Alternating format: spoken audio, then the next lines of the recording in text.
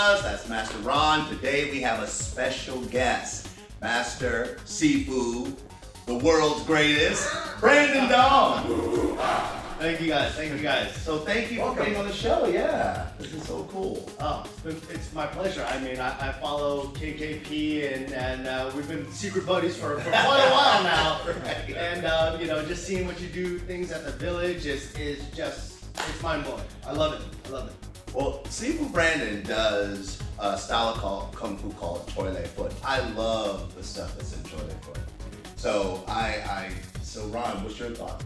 The first Kung Fu style in America that I fell in love with. That because it was so close to my old style. And I was like, hey, that's a cousin of mine. Hey, I understand. That's when, 12 years old, and I go, that's the same stance. And you just kind of go, oh, I am a frog in the well. But perfectly fine. Yeah. I like that well, but now I gotta get out of it. But yes, exactly. So, tell us about yourself. Well, this is probably about, I think, my 25th year studying Kung Fu, Cholipat Kung Fu. He's only 26. Yeah. He started when he was young. Right now, just in a stance. I'm not mistaken. Yeah, that's how we did it. That's how. Right. The most painful birth ever. Started in Sacramento. Actually went to our world headquarters in San Francisco, taught there under Grandmaster Pai Wong, Sifu Jason Wong, under Tai Sifu Hubbard up in Sacramento. So it's a very rich history with a lot of great teachers. And one of the things that really attracted me about Cholipat is, when I first started actually, it's a little ironic. I started at this school because I was getting my hair cut next door. Notice the brother thing. Yes, Notice exactly, right? So that's how I started, way back in a galaxy far, far away, and I just kind of kept with it. And one of the things that I love about Cholipat is, one, it's got that Shaolin roots. Yes. The Shaolin roots are one of the keys, because that's the stuff you see in the movies. Right. You see the drunken style, the animals, the weapons, and all that kind of stuff. And so Cholipat is so cool because it has everything under one umbrella. Because the forms and everything are beautiful, but even just watching people do their forms, you can tell whether or not they have that background of, do they know the intention? Do they know the energy? Yeah, When you what's have about? to, is that there? And that's one of the things that my teachers have always instilled within me. And even like Grandmaster Pai Wong, he said, even if you're feeling sick or you're injured, like, you can always put a little bit of snap. You can always put a little bit of energy, because otherwise, if you're not, you're dancing. Our brother down here is gonna be going through some combat applications. That's fun for one of my favorite styles, the Choy Li Fut. Let's go on in and just start hitting SOD. I mean, not the yeah. Training. Come on now, we've all been exposed to a lot of different styles, right? Just with whether we've seen other people do it, or what is something that Choy Li Fut practitioners would know that's Choy Li Fut right off the bat? Well, I think one of the biggest things with Cholipat, and it's known for, is the big, large, sweeping motions. And when we teach it, the idea is that we always teach it to learn how to use the body on its power. But of course, that also gives the misconception of, people go, Cholipat just sweeps big circles, and we just sneak in and. But of course, anything that we teach is anything that is big can also become small. Right. Because big is just learning how to harness your power, learning how to move your body. If you sometimes practice small and try to expand, it's very hard because you're constricted. Right. So we have the basic motions, like when you do a so choi, this way right here, and it's again understanding, learning how to turn the waist, how everything is connected with you, how to extend the game. So when you hit, it snaps. It's the idea is the rotation, and everything hits together in one position. Now we do the same thing when we have straight strikes. So when we do the motion from here, but it's still all about connection of your body. So when you step, utilize the stance. So you get the very traditional horse stance. But of course you're not going to be going after people this way. I frankly have seen people do I've seen people do that too. And I give them the number one rule: cover yourself. But there's a time and place to use those four stances. So the idea of stepping and covering distance, being able to close the gap. So when we utilize the position is stepping, making sure that the waist is turning here, making sure the shoulder's connected, and then you snap the energy this way. So then that way you have that same motion in a circle as well as straight. So total body connection is what. Yeah, that's one of the most things. And you'll see that across the board from Tai Chi and having that connection of the body. So what do you think would be our first goodie from you? Oh, let's see. And you can, once you show it, we can test it. Okay, sounds good, sounds good. I've been looking forward to this. Wait. No, SOB. So, we'll take it back to some of the basics. So with basics, just like anything, we're still looking for stance, waist, rotation, because that's where your power is. When we're talking about actual self-defense, the idea of inflicting pain is actually, people, I don't want to hurt anybody else. But you got to think about it. If someone's trying to attack you, hurt you, the best way to change their mindset is to introduce pain. Yes. So whether that comes from hitting, whether it comes from blocking, Sadism. yeah.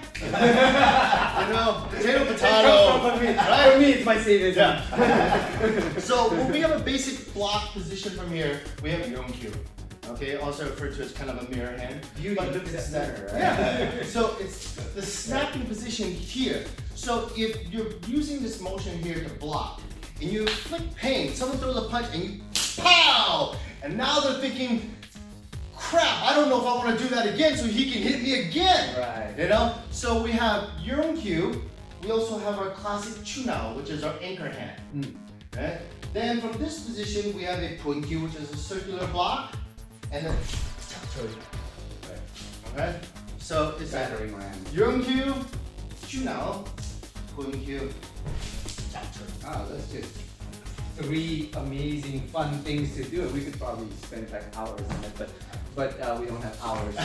Well, and the good thing is, did you guys notice how his body was attached to everything? It wasn't just his arms doing the movement. Right. Like even when he rotated a circle, his body was part of the motion. Let's break it up one at a time. Sure. Okay, let's do the first one. I want to see what our brother could do with this. And actually, can you show textbook Sure. application? I love textbook application. So we have textbook Would that application. work? Yeah, and part of that is, it's, like I said, there's time and place for everything. Textbook application is just allows you for your student to really kind of conceptualize, okay, this is how it's gonna work. And then of course you add life factors in. Okay, meaning that you hit this and it went wrong. You punched them and they didn't react like they were supposed to. Right. Such as what you were talking about, pain compliance. Yeah, exactly. So there's a couple ways to do this. Like our basic first your own cue, we could take it from a couple different positions. You could take it from a grab position right here, where it's just snapping completely off. Usually what we'll do is we'll teach just in a basic punch position right here. So if you have a punch right here, the your own cue is just a block here. Now usually we say we try to stay to the outside because that just limits his opportunity to try to hit back. Okay? So textbook, you won't hit back because we've closed them off, but things don't always go as they see. Okay? Yes. So if you were to punch with the other hand and you have it this way, well now you got yourself open, right? Right. So that's why when we say we give the students, the best opportunity to get a level first. So if we have a right punch come in, we have the your own cue that snaps right here. Now this allows you to open position here. Now again, if we count on him throwing another punch, if he does throw another punch, okay, this is where the chunao comes in right here. Okay? Now with the chunao, this is a bridging technique which allows, it's not going to end a fight. Right. Not unless we break across the eyes and get real flowery and jump off some bamboo trees and stuff like that. But that would be badass. That would be badass. That's the next episode. So now, from here, once in the position, now you have the midsection open. He has his arm open from here. Now, if he throws another punch, now we have a pun cue. Now, we have a couple different pun cues. We have a full circle pun cue, and we also have a half pun cue. In this case, this would leave him Right. Nice. So, yeah, so we're looking right, left, so someone's just firing punches. So we go one from here, we go right, here, left, here. Now if he punches low, see, now if you stand like this, you can bring him around all the way over Right. and punch to the side as well. Right. And that's where, again, we're talking about that body position and usage of the body, because if this punch is here and I just use my arm, well, Right. he's gonna clock me. Right. But if I'm utilizing my body, and just by the body lifting, this allows me to clear and move over. So again, it's utilizing your body so that way you don't force hard. So that's textbook that you like. That's but text- something that you wanna play with it. Yeah, If okay. you wanna play with it. This is when Master Dong here. Now we're doing San Sao. You play with it and see what it can do. This is when we all fall into the sandbag. So you're first, and then my brother's here, and then I can be next or whatever. All right. Sophie. He's single, ladies. All single So ladies. now, when we're looking at the Yonkyu, I also use the, I like to use it as a grappling position as well. Okay. So again, if you're utilizing either a punch in a position from here, okay, you can use it in a position where you bring it to the side. Okay. So right here. Right? Now from this position, if he's gonna throw that other punch, okay, I like to wrap it here. Ah, okay. Right? Yeah. This just gives you a whole window of opportunity to do whatever. Right. But again, position-wise of the Yonkyu, you can use this position when you block and you punch from here. Once I punch, not only are you blocking this position, but you can also use this rather than using open hand where it looks nice, and is utilizing a fist position and you come and you strike at the same time. So if he's throwing that punch, it's pop right here at the same time right here. So that way, again, utilizing body position and angles. Then, as the next punch comes in, if he's still standing, okay, once you get from here, if he's throwing the next punch from here, Right. and then it's just boom right here, and you keep him tight and do that way. Nice.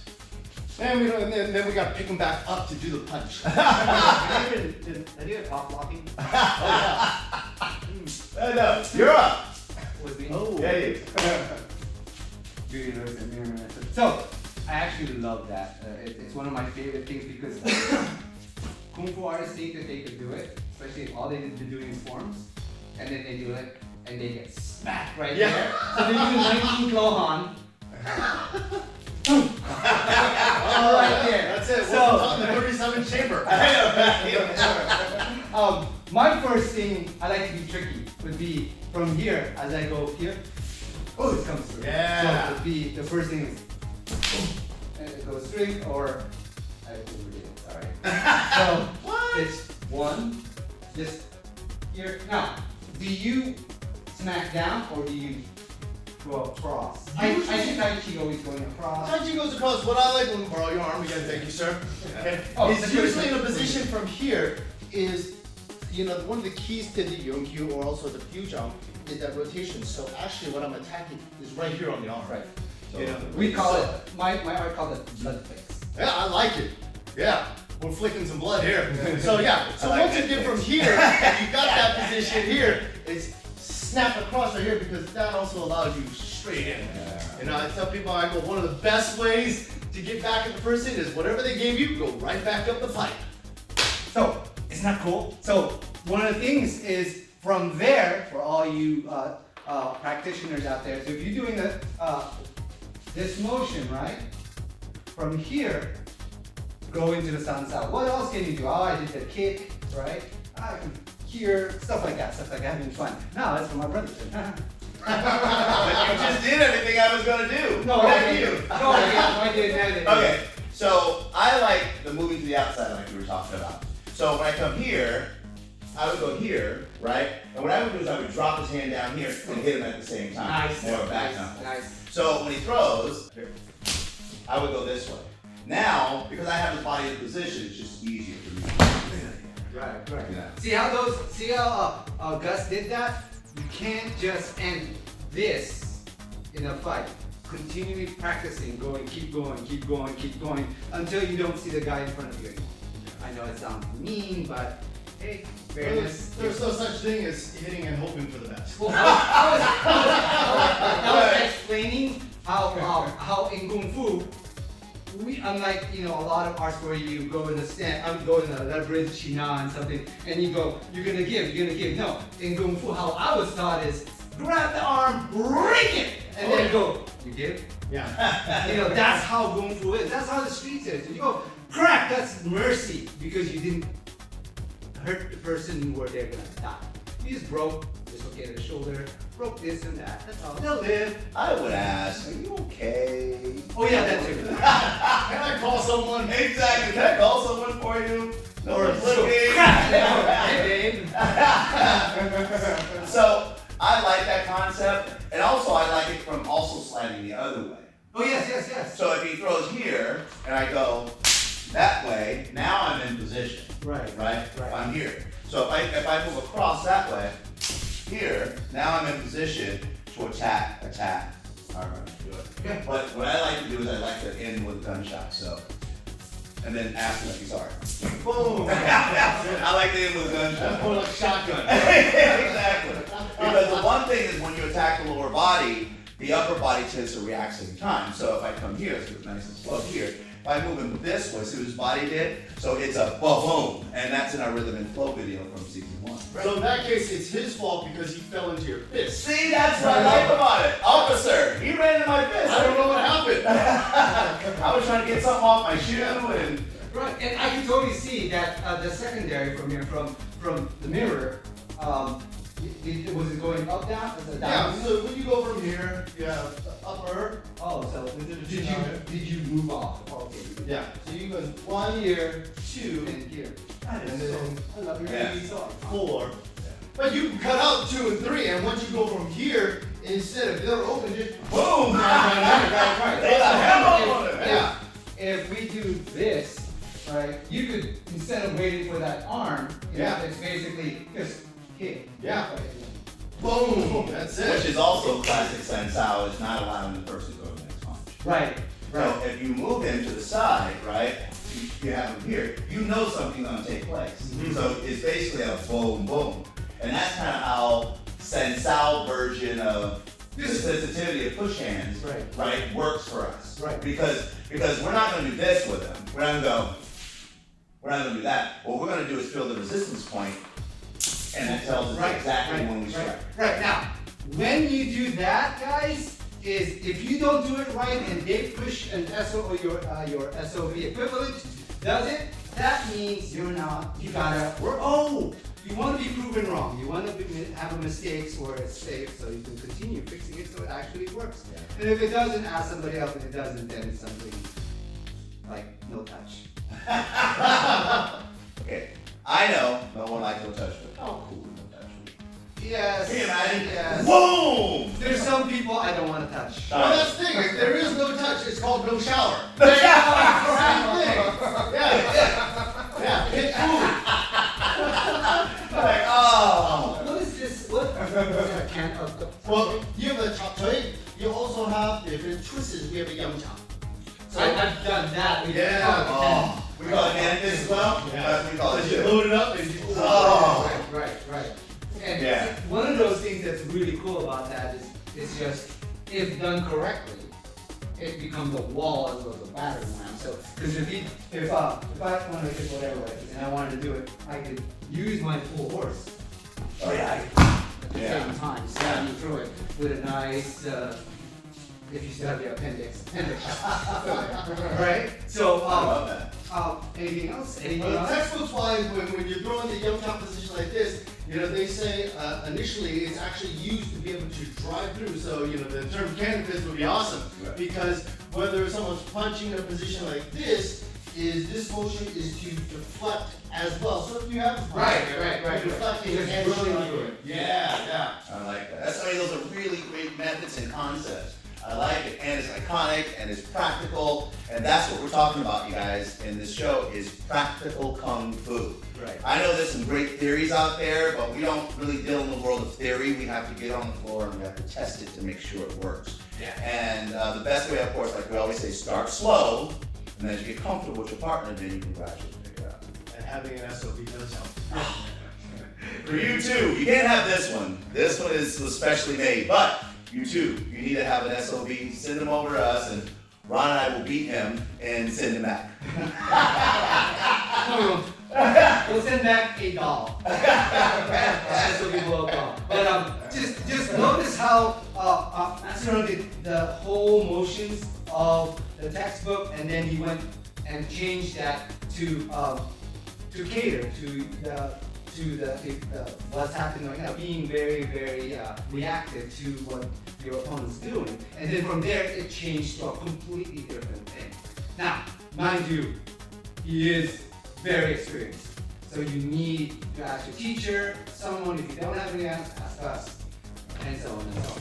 So let's move to the next one. You can always put a little bit of energy, because otherwise, if you're not, you're dancing. Right. And yeah, we get a lot of that. I like dancing. I do too. I'm better at punching than dancing. I did do one time a ballroom dance class, and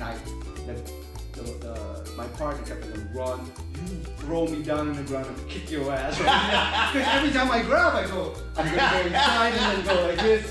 This is ballroom dancing. Alright. She was relative. I was dancing at my brother's wedding, and I actually almost took somebody out.